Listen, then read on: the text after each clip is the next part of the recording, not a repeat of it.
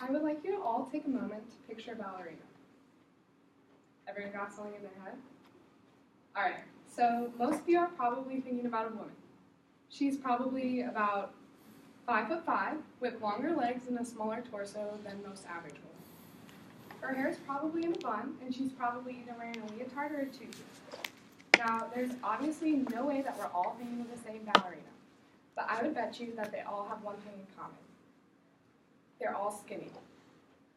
Eating disorders are prevalent issues throughout the dance community.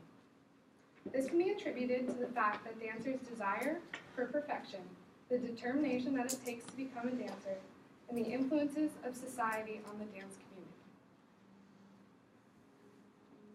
Dance has always been a very important part of my life. I started dancing when I was 3, when my parents put me in classes to learn whatever you can learn as a 3-year-old. Fast forward a few years, and I joined Miss Kristen's dance company. This is actually little me.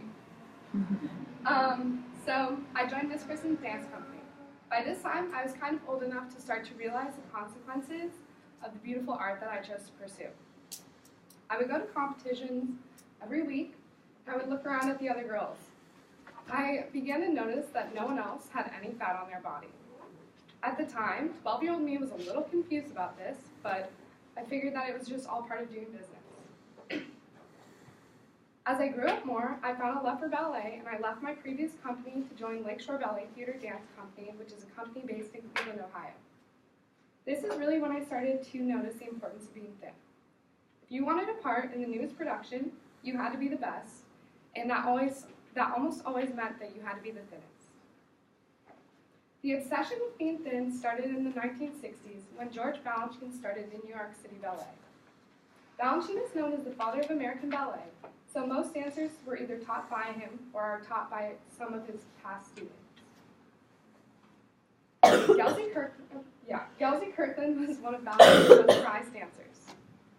After many years of being in the company, Gelsey left and wrote a book titled Dancing on My Grave, published in 1986, where she stated, Balanchine did not merely say eat less, he repeatedly said eat none. Since Balanchine is known as the father of ballet, Kirkland listened, the dance company listened, and dancers are still striving today to achieve the Balanchine body. In an article titled The Cult of Thin by Deirdre Kelly, published in 2016, she states that many companies are still having fat chats with their dancers.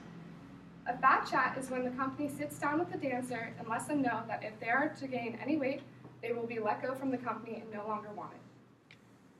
Many people find this alarming, that 50 years after the Balanchine body was created, companies are still wanting their dancers to be as thin as possible. In a similar study entitled Eating Disorder Symptomology Among Ballet Dancers, conducted by the University of Pittsburgh in 2006, they found that 83% of ballet dancers developed some sort of eating disorder throughout their career. These could include bulimia, vomiting, dieting pills, and anorexia. This study also found that dancers said that they exercised an additional 1 to 3 hours. They exercised an additional 1 to 3 hours after an 11-hour dance day.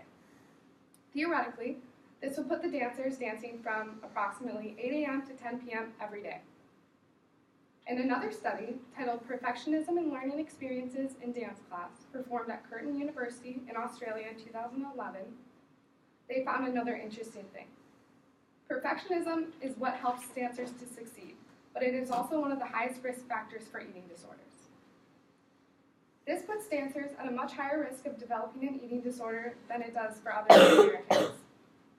Another factor that causes eating disorders is the pressure from society, as well as the pressure that occurs within the dance community. An article entitled Eating Disorders in Ballet Dancing Students, published by Wiley Science in 2008, states that 28% of dancers felt pressured to lose weight, while only 3% of non-dancers felt this way. Knowing a dancer's commitment and their addictive behaviors, it's safe to assume that most of this 28% developed an eating disorder later on in their career. According to Disordered Eating Attitudes and Behaviors in Ballet Students, published in 2004 by Dartmouth College, there is a higher correlation between national dance schools and eating disorders than in regional schools.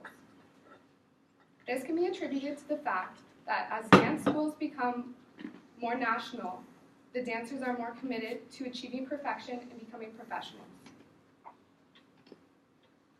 So I ask you again to take a minute. Think about the woman who's 5'5", with legs longer than belief and a smaller torso than average. Think about her gracefully dancing across the stage. Now think about what it took for her to get there. There's an incredibly high correlation between dancers and eating disorders. This is all attributed to their goal for perfection, their determination, and the influences of society.